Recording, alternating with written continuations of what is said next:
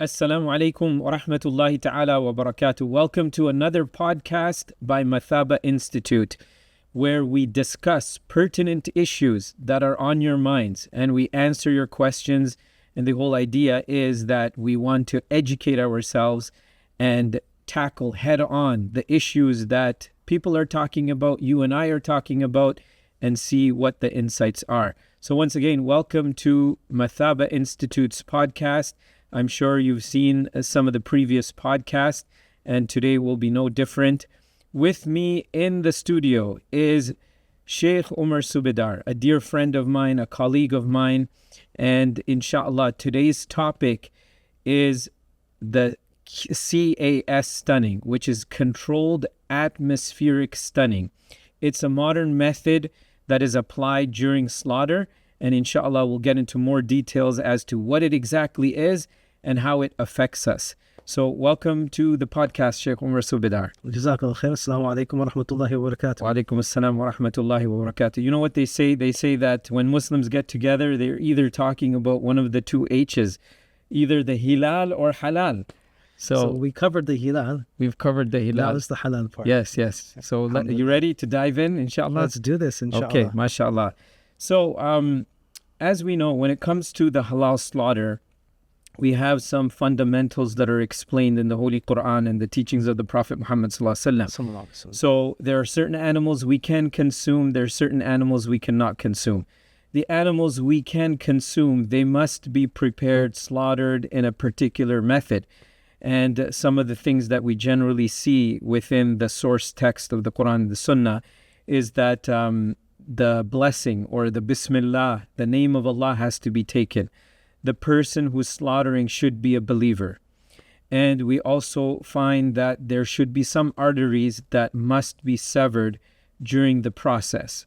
So where does this stunning come into the picture when it comes to slaughtering an animal? Because the Prophet ﷺ and the Sahaba and the believers over the generations, when they slaughtered, there was no modern technology. It was just laying the animal down, reciting the Bismillah, putting the blade on the arteries and severing those arteries and letting the animal bleed while it's alive, and that would make it halal. So what is stunning?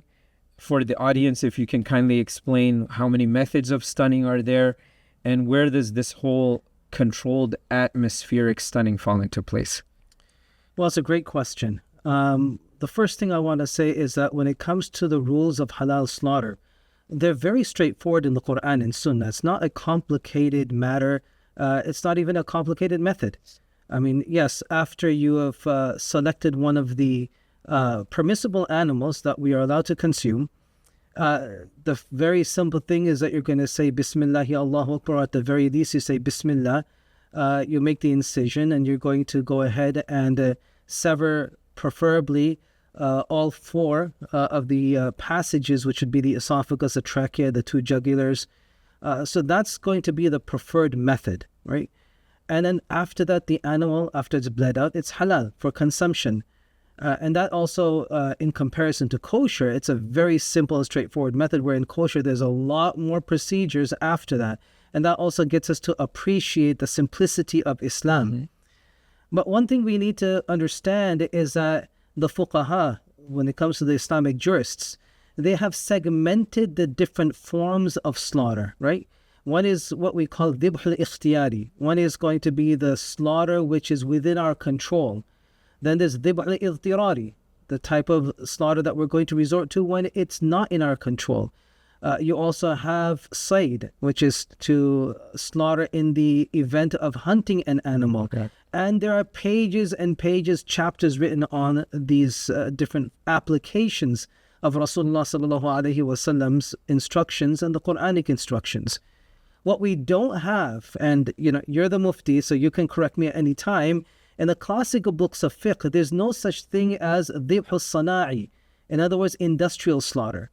Industrial slaughter is something that really had its birth in the 1800s within the European countries. And the thing is that we as Muslims who have come into Canada, and I'm only going to speak about the Canadian context, Muslims who have come into Canada with, whether it's going to be the first Muslim back in the 1800s or whether it's going to be the wave of immigrants that started in the 1960s.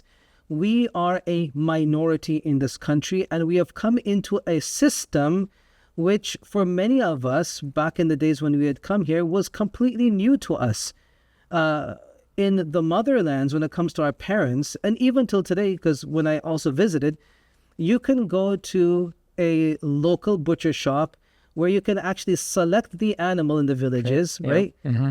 It's slaughtered right in front of you. Or they give you prepared. The blade. Oh, well, I didn't see that, but I saw the slaughter happening right in front of you. Yeah. It's prepared, it's proportioned, and it's given over to you, like on the spot. It doesn't get more halal than that. Mm-hmm. You can't do that here. Mm-hmm. There's no such thing as that system here. In an industrialist system, there's so many checks and balances that you've got to go through. And then you also have to go through different philosophies that exist that are foreign to Islamic philosophies and Islamic principles. So what I wanted to say is that the first thing is we have to understand the context of Islamic slaughter in Western countries where we are a minority. We have to work with existing systems that have already been established as opposed to coming and starting our own system if we wish to do so. And if we wish to do so, there are many restrictions that we can get into further in this podcast. So when it comes to the stunning method now, coming into that, this is something that is actually required by the Canadian Food Inspection Agency. What you do have is that based on animal welfare, that's pretty much the banner that they are going to speak under. It is required that in order for them to comply to what we call the Safe Foods for Canadians regulation. This is a regulation that they have to abide by. And according to Article 141, every animal must be stunned prior to slaughter. Mm-hmm. This is according to that regulation. Every animal must be stunned prior to slaughter. And Can you explain what stunning is? Yeah, we'll explain that. Yeah. And the only exception is for ritual slaughter, and I'm going to get into what the ground reality of ritual slaughter is, because one is what is written in the text, and the other is what is being applied on the ground, which people who are outside the industry are completely oblivious to. Okay. So what is stunning? Stunning is a method that's going to be employed to render the animal immobile at the time of slaughter. So rendering it immobile was the old method in the name of animal welfare.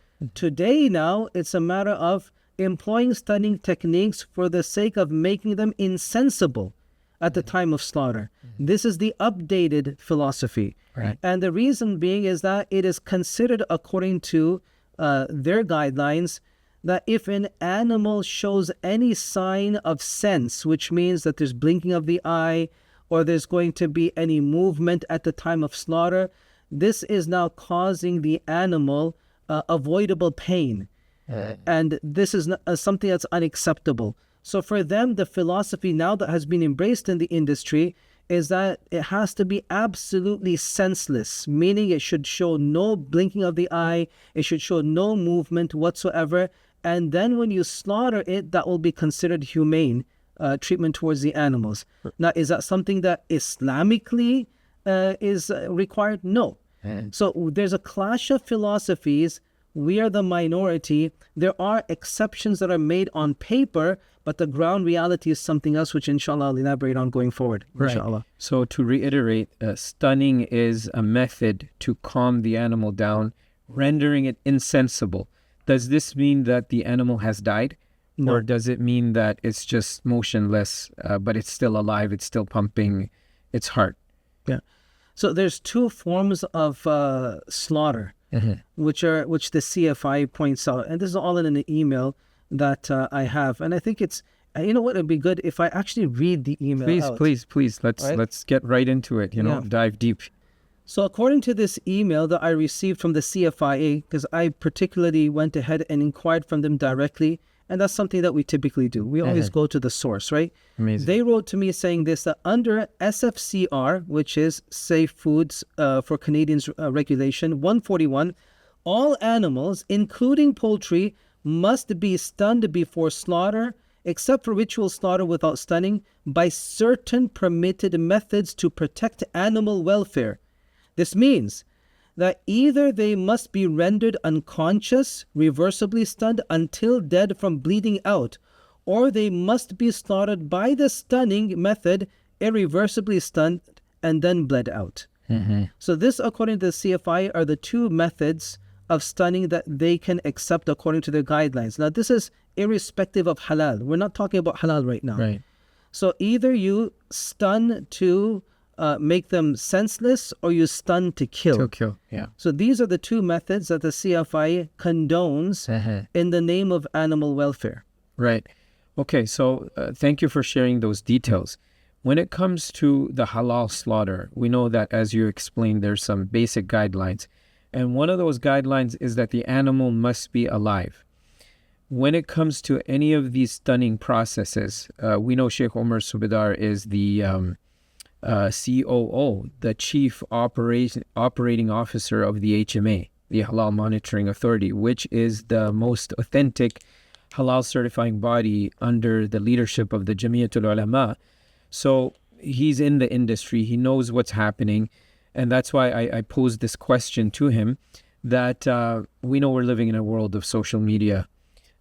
We have all kinds of discussions on WhatsApp and all kinds of forwards coming to us.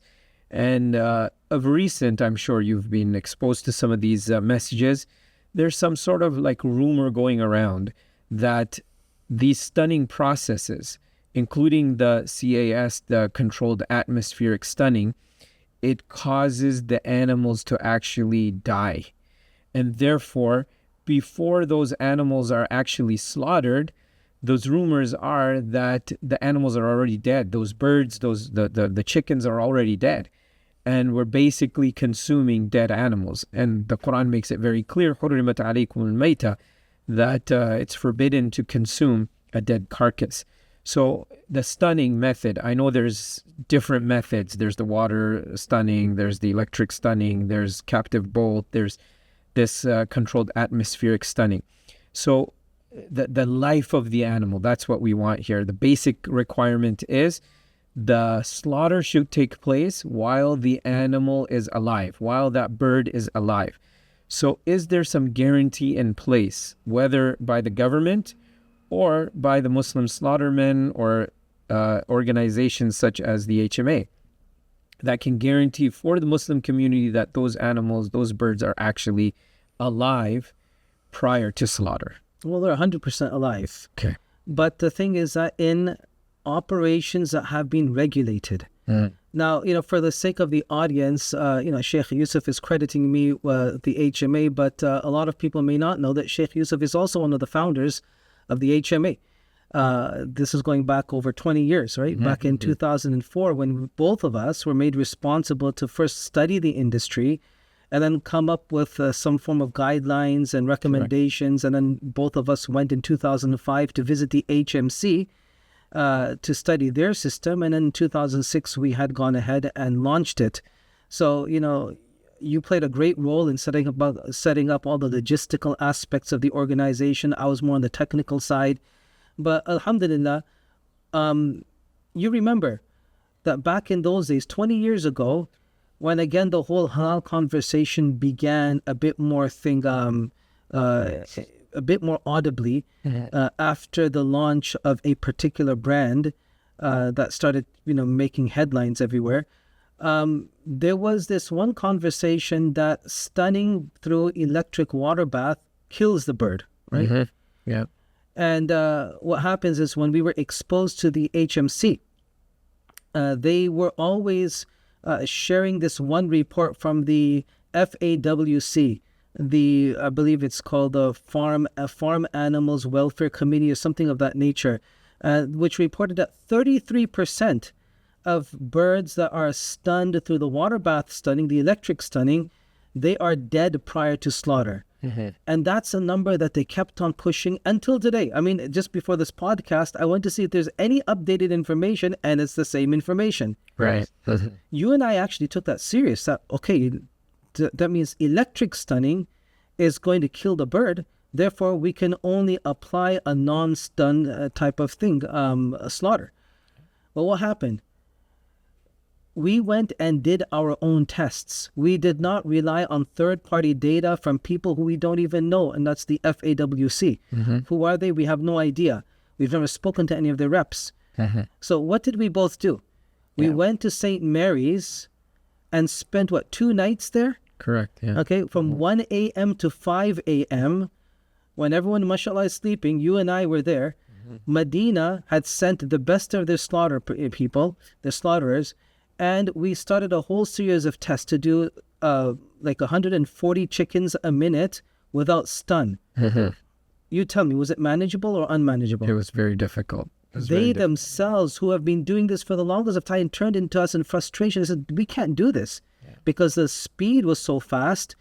They cut one chicken, the blood is now going on their visor. Do they go ahead and wipe the visor or miss the next chickens that are going by?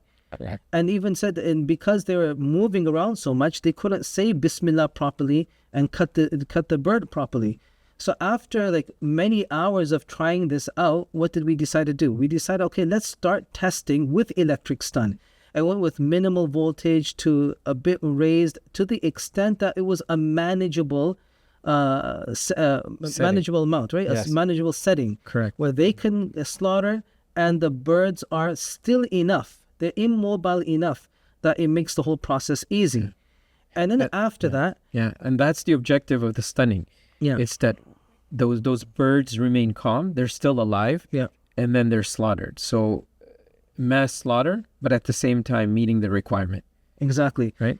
And the thing is that then we, going forward, applied a system that we're going to take birds off randomly over the next many years and see if they're revived in 60 seconds. Right? Yeah. Did we, at any time, come across a bird that was never revived? No, we didn't. Yeah. No, we did multiple tests throughout the years. Correct. Where did that 33% come from? What they didn't address in there, number one, was what was the voltage that it was at? Correct. Yes. Okay. What was the line speed? And it wasn't only us. We had Sheikh Yusuf Patel, rahimahullah, and many other great... Dr. Iqbal Nadwi. Yes. Dr. Iqbal Nadwi also came with us one night to observe because we told them this is what we're seeing. Yes. So the point I'm trying to make through all of this is that you have third-party information that is published without all the details, and people take that wholesale and run with it. Right. Now, 20 years ago, people were making a fuss that when it comes to electric stunning, the bird is dead. Today, do you hear that conversation? Not at all. Everyone is eating it. Correct. Without any objection. There might be a few people who are here and there saying that no, it should be non-stunned and so forth, which is fine. We don't object. Yes. But to say that this is haram, it's completely inappropriate because it's regulated. Correct. We, over the years, learned that line speed, bird size, how much stun needs to be applied in order for them to to ensure that they're alive. We learned that. Yeah. And we did it all ourselves, right? Correct. Yeah. So now here, 20 years later, we're in this type of environment where the philosophy has somewhat changed in the industry, and now the water bath system, the electric stun, is slowly being phased out in preference for gas stunning, which we call controlled atmospheric stunning. Yeah. This is new for us as Muslims. It's not so new in the industry because it's been going on in Europe for the longest of time. Right. But in Canada now, it's becoming more and more mainstream. Right. Can you explain what that is, the cast stunning? So cast stunning, what it is, there's different methods. The two main methods that we've come across is that you have birds which are going to be they're transported in crates. Now, just to give you a bit of a difference, in the electric water bath stun, what happens is birds are going to be taken out of the crate first. They're going to be hung upside down on shackles, and then from the shackles, they're going to be transported into this water bath, which has electrically charged water, right? And just their head is going to touch it, or the beak is going to touch it, and that will knock them out. In controlled atmospheric stunning, what's happening is the birds remain in the crates. They are not taken out. Yeah. They're not shackled. They remain in the crates. They're going to be conveyed in one of two methods. One method is that it's going to go through a multi-chamber tunnel system, which means that it'll go into one chamber. It's a tunnel. It goes into one chamber, and it's going to be now given like 20% of gases, depends whether it's CO2 or whatever. Then it goes into another chamber where there's nothing, and then goes into another chamber where it's now going to be 50 to 60%. And some systems that I've seen has a third chamber, and other systems they just they come out of the chamber. Now, the animal will then go from there until so once it comes out from the crates, then you're going to have hangers that are going to take the birds out, the gassed birds out. Then they put them on shackles, and it'll be conveyed to the slaughter bay. That's one method. Right. Another method is where the birds inside the crates are going to go into a unit, what we call the pit system. So what will happen is they go into this unit. There's going to be probably like 8 crates or 4 crates, depending on the size of the unit. They're now going to be put on this elevator where they're going to go down. They're going to descend. As they're descending, they're going to get to the point where the gas is exiting from the bottom. Right. And then they're going to be going across horizontally, exposed to the gas, and then they're going to be elevated, and they're going to come out, and then they're going to be hung. And from the hanging station, they go to the slaughter bay. Right. So this is the difference between the two. So now there are people that have done whatever studies and saying that these animals are dead. Thing is that we as the HMA did our own studies just like we did with electric stunning 20 years ago.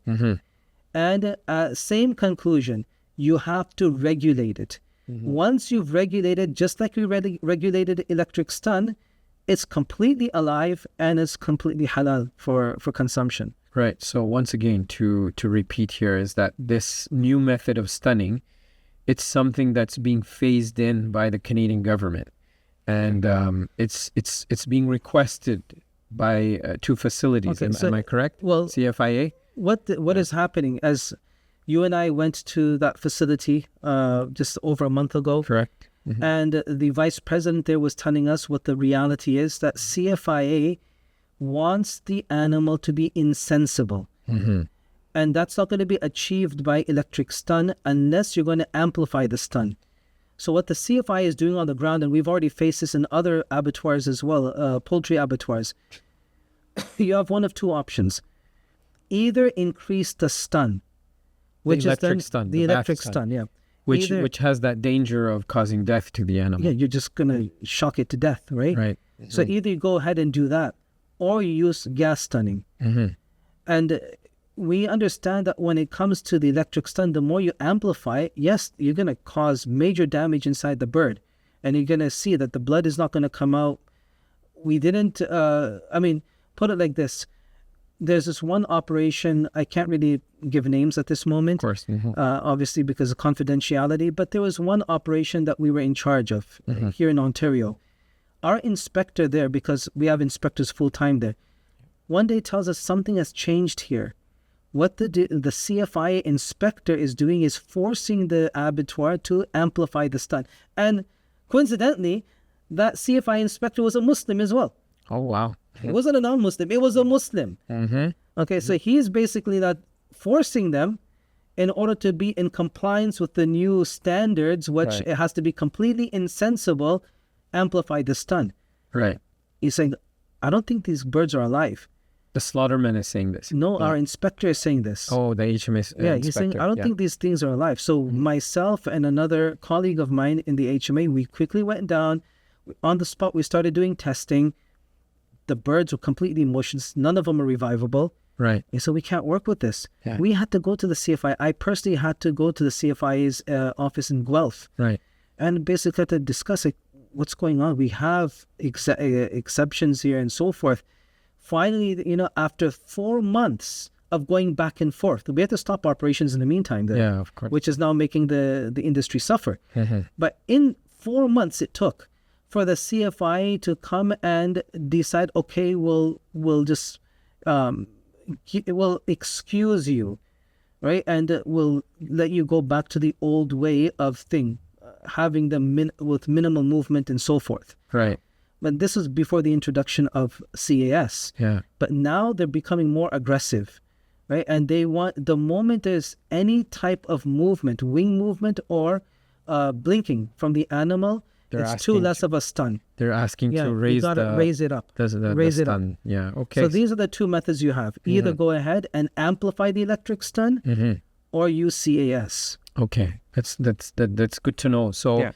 the point is that the government and the CFIA, they're almost asking and demanding that people go towards the industry, go towards the method that will make those birds, those animals insensible. And the best option for the industry is the controlled atmospheric stunning. It is the better option between the two options. Here's a question. There's a couple of plants, very small plants I know, who don't do any kind of stunning. Can they meet the demand of the Muslim community Impossible. in Toronto? Let's say just Toronto. Impossible. Forget about it. You can't. See, that's the thing that the general public needs to know. And it's in my report as well. Look, if, for example, we have close to 2 million Muslims right now here in Canada. Statistically speaking, we have 250,000 Muslims immigrating to Canada every year. Okay? The demand is increasing. The supplies are just the same. Right. The supply is not increasing. And there's no way that you can go ahead and increase it because according in Canada, when it comes to poultry, I'm not going to talk about other areas of the industry because it's very socialist. Right. But poultry is governed by a quota system, which I believe it's the Chicken Farmers Association. They're the ones who go ahead and decide how much quota a province is going to get for chicken. Right. Right? Right. And the way the system works is that if you want to go ahead and increase your quota, you've got to go through an extensive process of proving that the current allocation is insufficient. Right. So anyways, the supply is exactly the same. The population has increased 2 million, okay? Yes. The majority of that is here in Ontario. Yes. Right? And the largest Muslim population in Canada is in Ontario. Is in Ontario, right? And here's another point. Muslims consume a lot of meat and poultry. So it's either we remain vegetarians and eat seafood, or we work with these systems to ensure that the halal requirement is there, and at the same time, we're meeting the demands of the community. So to answer the question, now when it comes to can these small abattoirs meet the demand? Right. How much are they slaughtering a day? 5,000 a day? Okay. Let's do some comparison. Here's some names I can give, right? Right. Say, for example, Sheikh Halal Farms. Right. Okay. They do a non-stun, and they do around, 5 to 7,000 a day? Okay. Compare that to something that's a bit more popular. Everyone knows Sergeant Farms. They do 40,000 a day. Wow. Okay. And they do with electric stun. Right.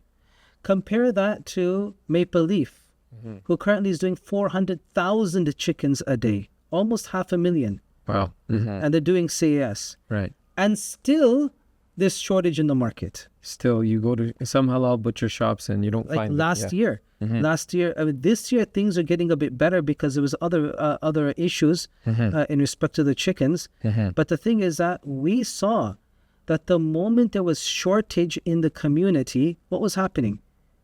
Especially, at the stores and so forth. They'll just get from anywhere and anywhere, everywhere and anywhere to meet the demand. We had to decertify 3 stores last year. Because they just buy it from anywhere. There's just not enough chicken to go around. Right. Now, for us to go ahead and create what we call haraj, is that Islamically sanctioned? In other words, creating undue hardship that's above and beyond what the Sharia demands. Yeah. So what's going to happen now? We go ahead and say that there should be no stun at all.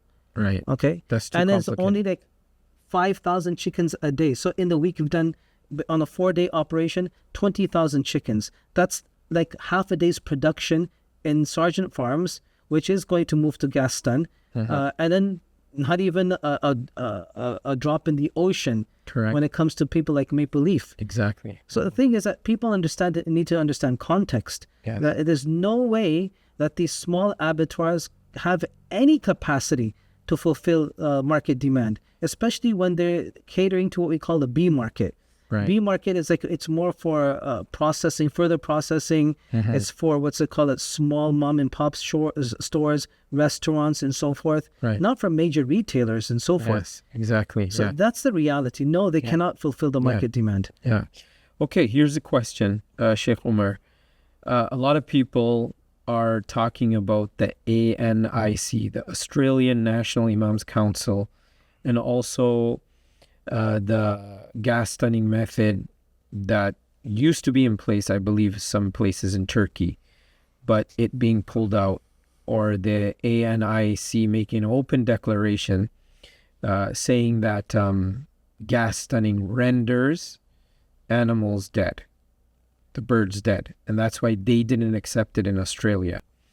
So I know I was part of the team that visited the maple leaf plant, and the imams and the muftis that visited the plant. Our understanding was quite different based on what we saw. So how do we respond to those who are saying, hey, look, this report is out there, it's by a council of imams, and they're saying that the gas stunning method renders animals or birds dead? How is it different from the research or from what we observed here, or what the HMI is certifying here as halal? Well, there's major differences. The first thing is that when it comes to the criteria of determining what is alive in animals, we'll have to first challenge that. And the second thing is the methods that were employed to try and gauge whether the animal is alive or not. Right. Okay. Can you elaborate on that? Yeah. Okay. So now when it comes to the, I've got the report here. That's why I have the laptop in front of me. Yeah. So what they have decided that is going to, the criteria that's going to be used to determine life. Number one, there is absolutely no Sharia reference in this, right? With the exception of some general hadith that they've written in the beginning. But and you're the mufti, so I'm going to ask you that it says here that there has to be palpebral reflexes, which is pretty much the involuntary blinking of the eye. That's going to be one side of life. Heartbeat, pulse, breathing activity, muscle and chest movement, and wing flapping. So this is the criterion they have come up with, right? And in their report, they're saying that there was an absence of the blinking of the eye in all birds. There was absence of heartbeat by using a stethoscope. There's going to be an absence of pulse by palpitation, which means that you're touching it and you're trying to see if there's a pulse. And is there any breathing activity? Was the chest moving? Was the wings flapping? And so forth.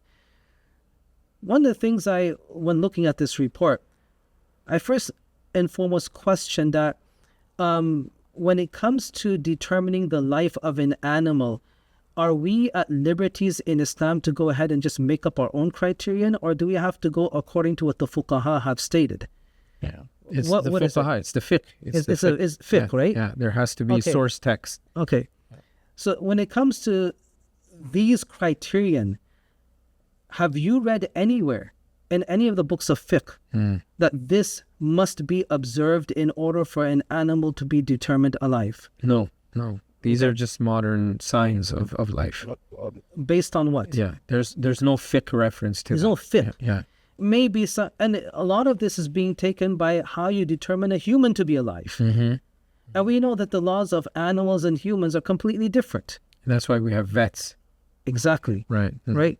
So what I wanted to do is I wanted to challenge this particular this criterion.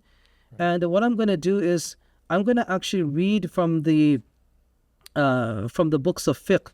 Now, you tell me that when it comes to Raddul Mukhtar, which is written by Ibn Abidin Ash-Shami, what is the position of that in the Hanafi school of fiqh? It's regarded as a major manual to derive fatwa. Okay. By Hanafi jurists. It's a well-known fiqh manual in the Hanafi fiqh. Right. In doing ifta, it's a key reference that we are asked to look into when issuing fatwa. Right. So if this is such a key reference, right? Let's read what it says here. That what the text actually goes into, it's talking about two scenarios of how you go about gauging the animal. Okay, and I'm also going to bring up a hadith as well. Okay. So I'm going to read this. It says, so ذَبَحَ شَاةً مَرِيضَةً. So a person is going to go and he's going to slaughter a sheep that is ill, مَرِيضَةً. Now, I'm assuming here that maridatan, he is talking about terminal illness, not just a regular animal, but a terminally ill sheep. فَتَحَرَّكَتْ أَوْ خَرَجَ الدَّمُ حَلَّتْ. So in order for it to be determined alive, it just has to do one of two things. One of two things. It's an option. It's like both have to be done. So either it moves, فَتَحَرَّكَتْ أَوْ خَرَجَ الدَّمُ, or blood comes out of it. حَلَّتْ. It is halal. Permissible. That's as simple as it gets in our Islamic text. So either it's moving or either it bleeds out in the absence of movement. And he says, وَإِلَّا لَا إِن لَمْ تُدْرَ حَيَاتُهُ. Right? Or else know if its life cannot be perceived. عند الذبح, at the time of slaughter. If you cannot go and determine its life at the time of slaughter, it won't be halal. It says, وَإِنْ عُلِمَ حَيَاتُهُ حَلَّتْ مُطْلَقًا. If its life is to be known, it will be halal in general. مُطْلَقًا. وَإِن لَمْ تَتَحَرَّكْ وَلَمْ يَخْرُجِ الدَّمُ. Even though it did not move, and even though blood did not come out. And he says, وَهَذَا يَتَأَتَّى فِي مُنْخَنِقَةٍ وَمُتَرَدِّيَةٍ وَنَطِيحَةٍ وَالَّتِي فَقَرَ الذِّئْبُ بَطْنَهَا فَذَكَاةُ هَذِهِ الْأَشْيَاء تَحَلَّلْ وَإِنْ كَانَتْ حَيَاتُهَا خَفِيفَةً وَعَلَيْهِ الْفَتْوَى. Yes. وَعَلَيْهِ الْفَتْوَى. Okay, so he says here, and this is going to be applied to the likes of a strangled animal, an animal that's fallen down, like a mountain that has been pierced, or you can say an animal where a wolf has slashed or pierced or ripped open the stomach of an animal. He says that slaughtering these things is halal even though its life is minimal, khafifatan. And this is what the fatwa is on. Why? لِقَوْلِهِ تَعَالَى, because of Allah subhanahu wa ta'ala's statement, إِلَّا مَا ذَكَّيْتُمْ, with the exception of what you slaughter. مِنْ غَيْرِ فَصْلٍ. Right? Without any distinction and further details. Now, that's just the text. Let's actually go into the commentary, right? And in the commentary, he goes ahead, he says about فَتَحَرَّكَتْ. He says regarding فَتَحَرَّكَتْ بِغَيْرِ نَحْوِ مَدِّ رِجْلٍ وَفَتْحِ عَيْنٍ مِمَّا لَا يَدُلُّ عَلَى الْحَيَاةِ. So he says when we're talking about movements, we're talking about movements that are not death related, such as like the legs also all of a sudden become stretched, or the eyes become completely open. We're not talking about that type of movement. We're talking about movement which would be somewhat normal. Or he also says here that وَقَوْلُ أَوْ خَرَجَ الدَّمُ, or blood comes out كَمَا يَخْرُجُ مِنَ الْحَيِّ, okay, as it comes out from a living animal. And he says وفي شرح طحاوي خروج الدم لا يدل على الحياة إلا إذا كان يخرج كما يخرج من الحي عند الإمام وهو ظاهر الرواية. Yes, ظاهر الرواية. Okay. And maybe you can explain to the audience what ظاهر الرواية is, but let me just quickly translate this. He goes, according to the commentary of Tahawi, the exiting of the blood or the blood coming out does not indicate to life except if it comes out the way it comes out from a living animal, according to the Imam, which is Imam Abu Hanifa, according to the Zahir al-Riwayah. What is Zahir al-Riwayah? Yeah, so it's the predominant opinion. It's the more stronger opinion in the school. So it's a reliable. Coming from the sixth text of Imam Muhammad rahmatullahi alayhi, which is looked upon as the most authoritative. That if it comes from here, as opposed to the ghayr zahir riwayah, fatwa is going to be given upon that. So this is coming from the highest authority of Hanafi fiqh. Am I correct or incorrect? Absolutely. Okay. So he says, حَلَّتْ لِوُجُودِ عَلَامَةِ الْحَيَاةِ. It will be halal because of the presence of the signs of life. لِوُجُودِ عَلَامَةِ الْحَيَاةِ. And then he also goes on to say regarding the other, remember we read the text where he said that what if it doesn't bleed and it doesn't move, but you can somehow ascertain that it's alive at the time of dibh. It will still be halal. Why? Because of this one principle. لأن الأصل بقاء ما كان على ما كان فلا يحكم بزوال الحياة بالشك. Right. That's the principle, right? Yes, what we yes, call it's- istishabul hal, Correct, right? yeah. He's saying that because the principle is that everything will remain as is, status quo, and therefore to rule on the elimination of life due to doubt cannot be done. Yeah. You cannot rule that something is dead just because Correct. you think it is. Yes. It has to be ascertained. Yes, this is part of Right? usul al-fiqh. This It's is part usul of the al-fiqh. principles of So jurisprudence. where's all of this list? Yeah. And what are the books of fiqh saying? Yeah, so in essence, what you're saying is that people have made it complicated. This particular report by the Australian Imams, Yeah. they've added things that are not necessarily found in fiqh. Fiqh is it's Not made that it they're very not simple found in fiqh at all. at all. Yeah. And what I'm seeing here, what you're trying to, the point you're hammering here, is that the Sharia has made it very simple. If you can ascertain there is life, even if there's no movement, even if the blood doesn't necessarily come out as I assume it should, but I can ascertain that there's life here, it's sufficient. Exactly. Right? Now, Give us that hadith you were referring So to. here Yeah. comes the hadith, right? And I want to go challenge this criterion in light of this hadith, right? Mhm. So it says here, and I'm going to read the Arabic. It says that كعب بن مالك يحدث عن أبيه أنه كانت له غنم ترعى بصلع. So he's saying that Ka'b ibn Malik is reporting that from his father that he had a flock of sheep that would graze in Salah. فأبصرت جارية لنا بشاة من غنمنا موتا. Okay, it says here, and this is hadith number 2304 for anyone who wants to Bukhari. check it up in Sahih al-Bukhari according to the Darus Salam print. Once again, hadith number 2304 in Sahih al-Bukhari according to the Darus Salam print. So it says here, فَأَبْصَرَتْ جَارِيَةُ لَنَا. One of our female slaves saw a sheep from our flock, min ghanamina, mawtan, Dying. in the process of death. Right. So basically now it's a done deal, right? It's in the process of dying. Allama Aini rahmatullah, when he writes on mawtan, he says tamutu. Tamutu. So it's dying right now. Yes. It's not reversible. Right. Irreversible. It's gone. Right. فَكَسَرَتْ حَجَرًا فَضَبَحَتْهَا بِهِ. So she went and broke a rock and she slaughtered the animal with that piece of rock that she had. فَقَالَ لَهُمْ. Now, Malik is going to say, لا تأكلوا حتى أسأل رسول الله صلى الله عليه وسلم. He said to them, do not eat this until I ask Allah's Messenger صلى الله عليه وسلم أو أرسل إلى النبي صلى الله عليه أو من يسأله. Or I send someone to the Prophet صلى الله عليه وسلم who will ask him about this. Right. وأنه سأل النبي عن ذلك. He then asked the Prophet صلى الله عليه وسلم about this. أو أرسل, or he sent someone. And what the Prophet صلى الله عليه وسلم say?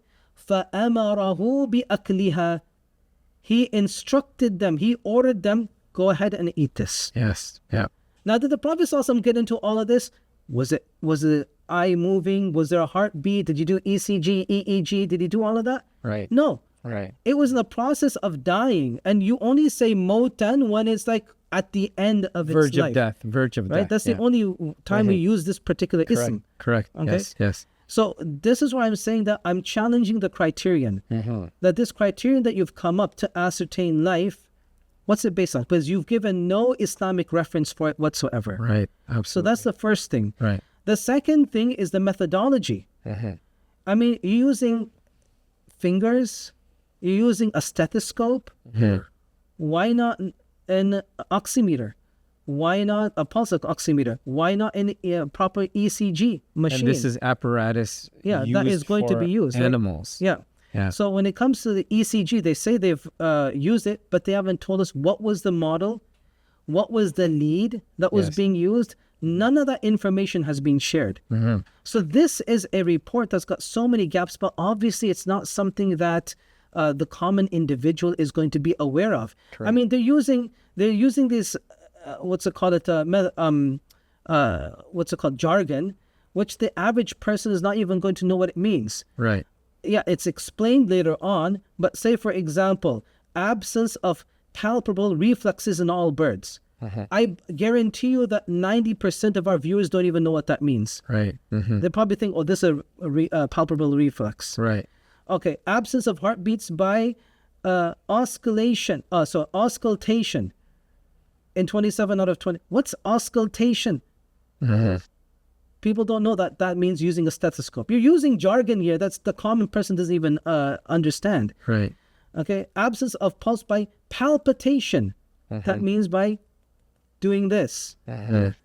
So what I'm saying is that you've used what I deem as inferior methods instead of using more scientific methods, which would be far more required if you're going to go this far to issue a fatwa. Correct. Yeah. So what I'm saying is that in respect to the ANIC report, Yes. I completely disagree with number one, the criterion of life, and number one, the methodology that they used Right. in order to ascertain life. Right. So it can't be used in our circumstance here, especially with the report that the HMA has come up with, using the proper technology Of course. and not using human methods to determine life, rather veterinarian methods. Yeah. Right. So what we did, Yeah. like when it Can you comes summarize to, that? Yeah. Yeah. So yeah. we went ahead and first and foremost employed both industrial standards of ascertaining life and what's it called, Islamic standards. We combined the two.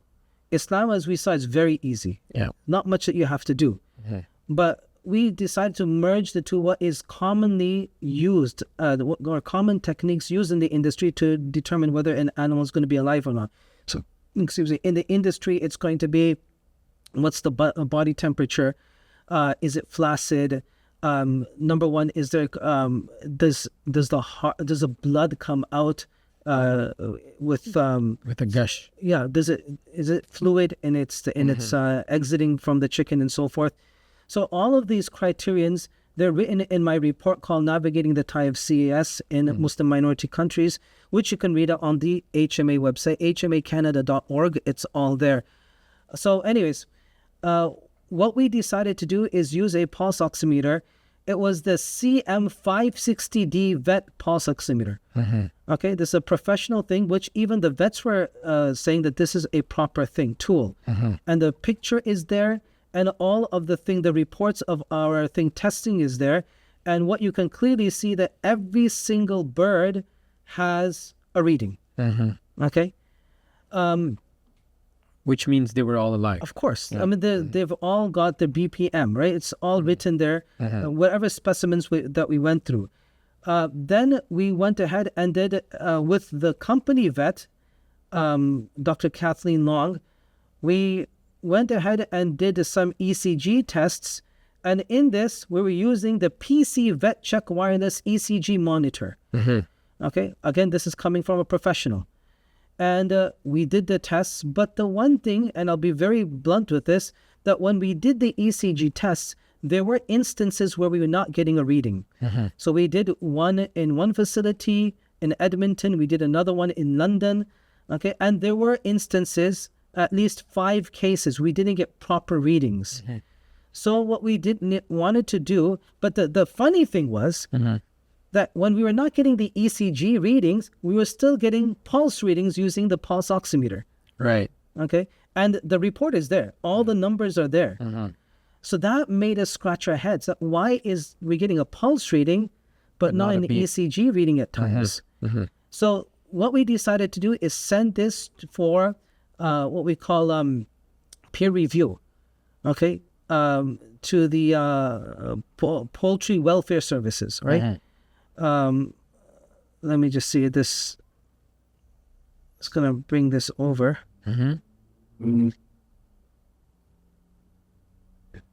Okay, so poultry health services, not poultry welfare. So we sent it over, all of these reports that we gathered, we sent it over to poultry health services. People are going to accuse us by saying, oh, use the company vet and therefore there's going to be bias and whatnot, when they're going to be held to the same exact standards that every other vet is going to be held at. And I'm going to also challenge that even if we sufficed with this, on what basis are you going to say there's bias when all they're doing is showing the readings and giving their conclusion? That's all it is. And the whole VETS report is also found on our website, hmacanada.org. Inshallah, it's all there. Perfect. So we sent it over to Poultry Health Services. And this is, what's it called? This is a little excerpt from the actual thing report that I'm going to read out. It says here, these reports, this is coming from Poultry Health Services. Now, you can also go onto their website.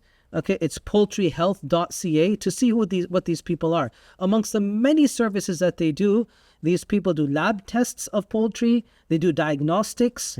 These are people who know what they're doing. Right. We're not sending it over to a human cardiologist, which is what was going on down there. Right, in Australia. Okay, come on.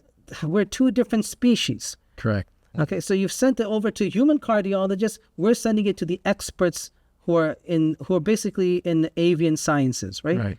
So this is what they say, and I'm going to read this out. These reports demonstrate that heartbeats are routinely present in birds that have been exposed to controlled atmospheric stunning at these facilities, which is considered a sign of life. Which is considered a sign of life. Right. Okay, then they say the birds are irreversibly stunned, but physiologically maintain heart activity and blood pressure consistent with and comparable to other approved forms of stunning, electric low voltage, high amperage, and low atmospheric pressure.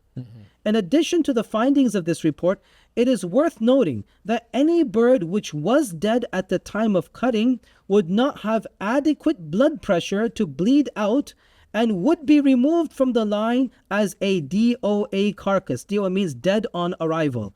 Dead DOA carcass, dark bird. We have no additional recommendation on improvements to be made in the trial or methodology. Right. This is coming from the experts, right? Right. But then what we later learned from another source, the leads that we're using for the ECG tests, they're not the proper leads. We need to, so the leads that we were using, they're actually, if I'm going to go down here. Yep. Okay. So, okay. So the leads that we use in the first two tests, they're called low force electrode clips. Okay. And they were not the proper leads. Leads meaning the clips that you actually put onto the bird, right? You put it on the chest, you put it on the wing, you put it on the leg, right? Right. There were low force electrode clips. And what we were told, you're supposed to use alligator electrode clips. The difference between the two is the low force electrode clips, they're smooth. Flat. Yeah, they're flat. Yeah. The alligator one have teeth. It will actually, it will Be more penetrate. firm. Yeah, it will be more penetrative. firm and it can penetrate more firm. So we used that. And it was game over from there. Right. There was not a single instance where we're not getting a reading. The reports are all there. Right. And we're getting really high readings, which we were not seeing and it's the same exact machine. Right. And this bird size was exactly the same. Every setting was exactly the same. Right. Whether it's going to be the amount of gas that was being applied, the size of the bird, the line, the speed, all of that was the same. The only thing we changed was the clips. Yep. And from that, we didn't have to do any further tests because we were having no issues. That's what we found out. Remember, this is work in progress. Right. But, in the instance when we didn't have readings from the ECG machine using those other clips, right, the low force electrode ones, we were still getting pulse. Right. You can only get a pulse reading using the pulse oximeter when there is actual life. The heart is still beating. There's still movement in the veins. Right. So all of this basically is demonstrating and showing that when using the correct apparatus, if you want to go down the scientific route, and you're regulating the CAS, it's definitely alive, just like we regulated electric water bath stun 20 years ago. Correct, yeah. Okay, so Sheikh Umar, mashallah, jazakallah for those details. And I hope that everybody gets a chance to read the report issued by HMA. And you'll be able to see all these details and ponder over how all of this proves that there's life in those birds that are being slaughtered. So one thing I do want to ask you, Sheikh Omar, is that I know it's not only HMA that's content with the birds being alive once they are slaughtered after or post CAS stunning, the gas stunning. I'll also interject here. You yourself saw it. I saw it too. Yeah. You were there. I'm content. I've also written And you a also fatwa. not only just saw it in person, you also saw videos. Correct. Yeah. And there's comparative analysis, right? Yes. Between an HMA certified electric stun system and this. Yeah. And your first response to me when you were showing was that there's absolutely no difference. Exactly. Right? It actually showed better life than the electric stunning, right? The point I'm making here and the question I'm going to follow up with is that it's not only the HMA that's declaring that CAS does not constitute the bird dead when it's regulated. When it's regulated. There's other imams, there's other muftis, particularly I want to give reference to Majlis of Fiqh Canada, which includes Dr. Nadwi, Saeed Faizi, as well as Imam Hamid Slimi. And I understand he also went to Saudi Arabia for Hajj and he did a presentation with Fiqh Majlis there. Nevertheless, they're all content that the process is acceptable. It still sustains the life. So this research, it's been going on since 2016 with the HMA. I remember I participated in a few meetings in Mississauga in one of the masajid where we had several muftis come together. Yes, I remember that. And then they took a report. They took the reports, and then we contacted Mufti Khalid Saifullah. We contacted Darul Canada, Arij, Mufti Ibrahim Qureshi, etc. And these organizations, they all, after studying those reports, they issued fatwa saying that it's acceptable because there's life. Life is still present. So here's the question. Has any one of these organizations retracted their fatwas after some of these rumors and things that have been going on around the gas stunning? Yeah, so there is one, Qasim al-Ulum. Right. Mm-hmm. So they sent a email. So that it was not more of a retraction. It was more of wanting more information to update. Right. And I'm glad you brought that up because people are using that as propaganda to say that, look, HMA is doing wrong. Even the muftis don't agree. They're retracting the fatwas. It's only one organization. Right. And I'm going to take the liberties to actually read the email so people know the truth. Okay, go ahead. Okay, so this email came to me on, what's it called? This is September the 18th, 2023. September the 18th, 2023. And I'm going to read it verbatim. Right? Assalamu alaikum. In 2017, a fatwa was issued in response to a question from the HMA in regards to CAS. Now, there's also a thing I need to elaborate that HMA doesn't go ahead and decide the rules itself. It always consults with muftis, gets fatwas from them before moving on something new, some new issue. And that's why Mufti Atiq was also invited. He was brought in. He actually went to the facility, and his words in Urdu were, "Iski hillat mein koi shak nahi hai." Right. There is absolutely no doubt in the halal nature. And he's a pioneer. For those who don't know, he's a pioneer in the halal industry in India. And not only that, he's the sheikh of many of the shuyukh here. Right. He's the ustad of many asatiza here. Right. So anyways, it says here, the fatwa was based on theoretical circumstances as HMA was not approving any abattoir during those days, which applies CAS, which is true. The fatwa discusses, number one, the Hanafi stance on required life prior to slaughter, and number two, the permissibility of Maple Leaf's method on applying CAS on their poultry. With the plant now open and operating, only the second part of the fatwa would require an updated evaluation based on the actual conditions and practices of the facility. That's number two, the permissibility of Maple Leaf's method of applying CAS. Hence, Darul Ifta Jamia Qasimul Ulum is requesting HMA to either one, replace it with an edited version we can send in the near future in which the second part of the fatwa is not included until further evaluation, or number two, remove the fatwa from the website without replacement. As for now, we request the removal of the fatwa. In either scenario, the fatwa is currently found on this link, and then they give our reference. So I'm going to come back to them, and in a very lengthy email, I basically say to them that kindly let us know what you specifically require so that we may assist you accordingly. Okay, and this after a lengthy email. Right. So, anyways, so that came what? September 18th, 2023. When did I get a response of what they actually require? This is going to go, and I'm having to scroll here. This is going to go all the way to May 7th, 2024. Wow. May 7th, 2024. So from September, For and then the September, response in May. Yeah. Then they come So back to us in May. several months after. Many months, Yes. right? It's like almost half a year, right? Half a year later, they're coming back with 4 questions. Right.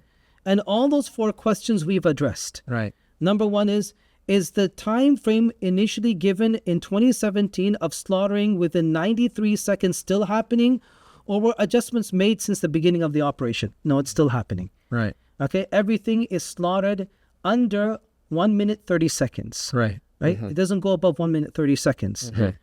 Number 2, is there any evidence that ECG tests are an accurate way to predict life in poultry? The new ANIC report mentions that it is not a reliable method to predict life. Did HMA have any basis of using ECG tests to detect life? If so, can it be shared with us? Are there any expert doctors, vets, which can be referenced? Which And you just addressed. I just did. You right? just addressed that. Poultry Health Services. Yeah. Right? Number 3, one of the preliminary signs of life, according to the fuqaha, is blood drainage. In 2017 report, we were given a percentage about blood drainage. Then it goes on to what the fuqaha mentioned and so forth.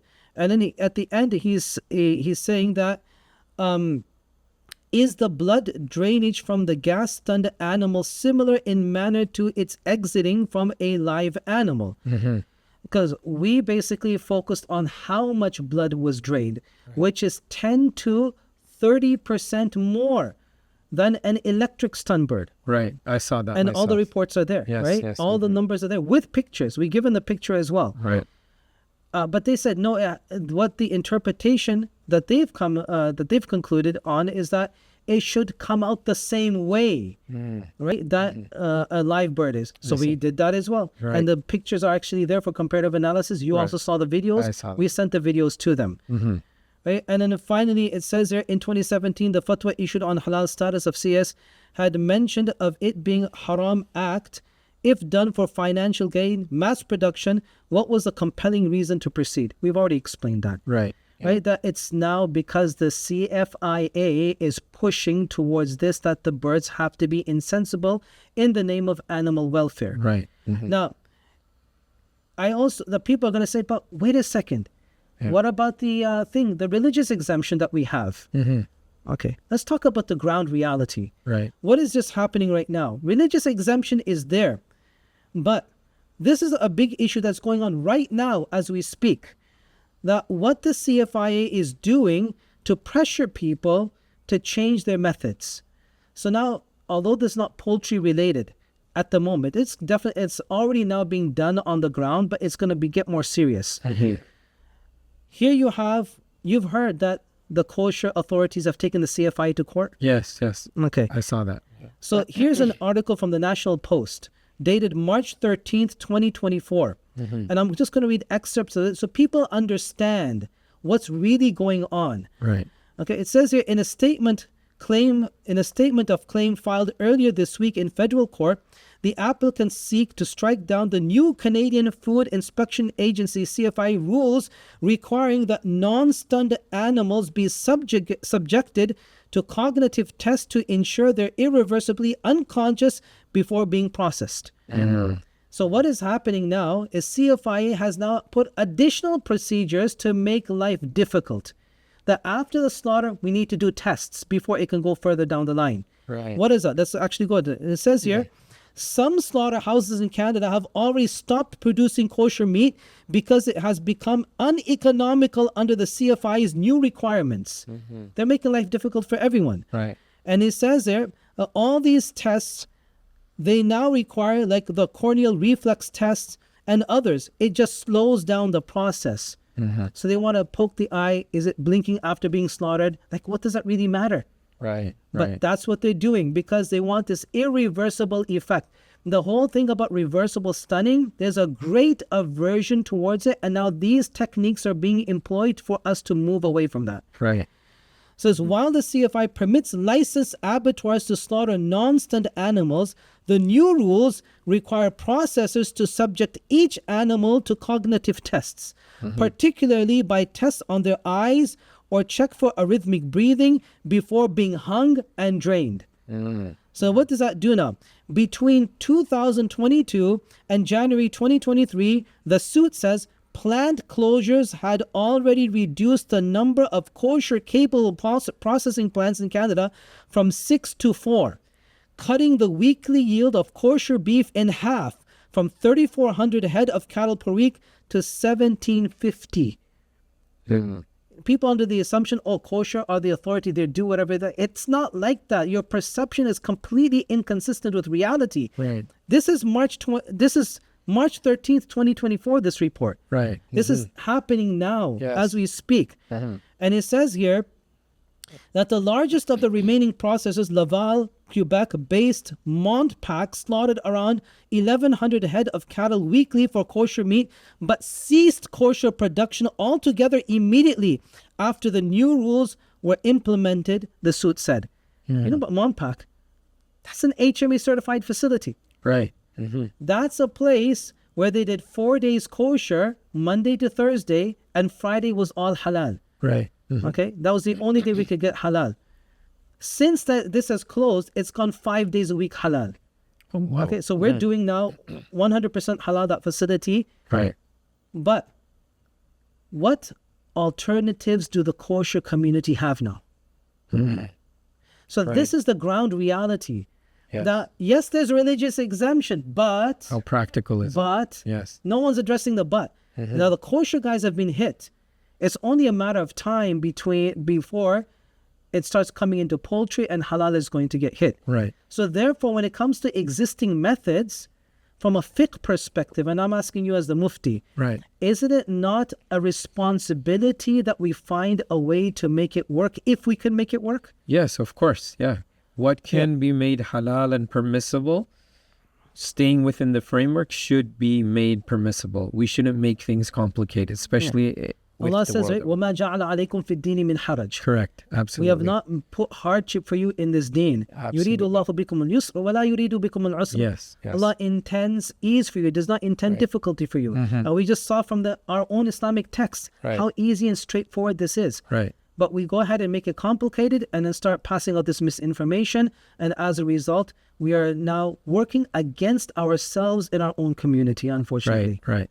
So again, to recap here as we conclude, you and the HMA have done a thorough job in ensuring that halal is up to standards with the modern context and the modern technology that is being applied. And challenges, modern challenges. And the challenges, Yes. right?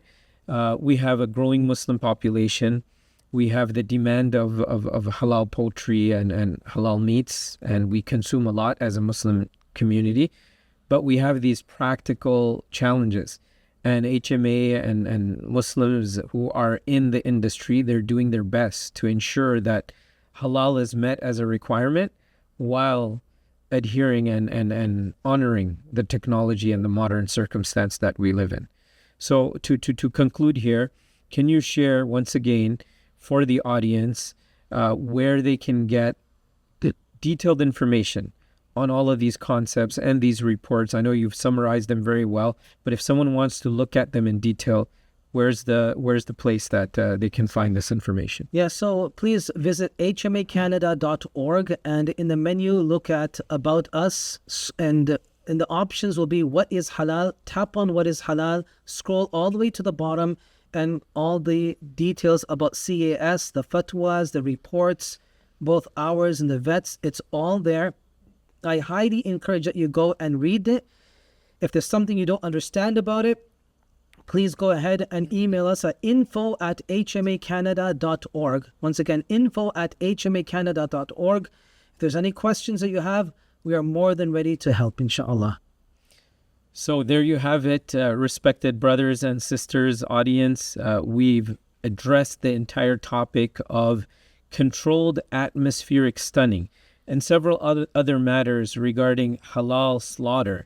So this is another podcast that has been brought to you by Mathaba Institute. I want to sincerely thank Sheikh Omar Subidar for his immense work and his insight today on today's podcast. And stay tuned for many other topics. In the comments, put in your comments if you'd like to hear from us another topic that may be on your minds. We're ready. We're here. Mathaba Institute is here to address those topics head on, raw and real, with the questions that may be on your mind. Do support Mathaba. Visit the website mathaba.org, and inshallah we'll see you in another podcast. Jazakumullahu khairan. Assalamu alaikum wa rahmatullahi ta'ala wa barakatuh.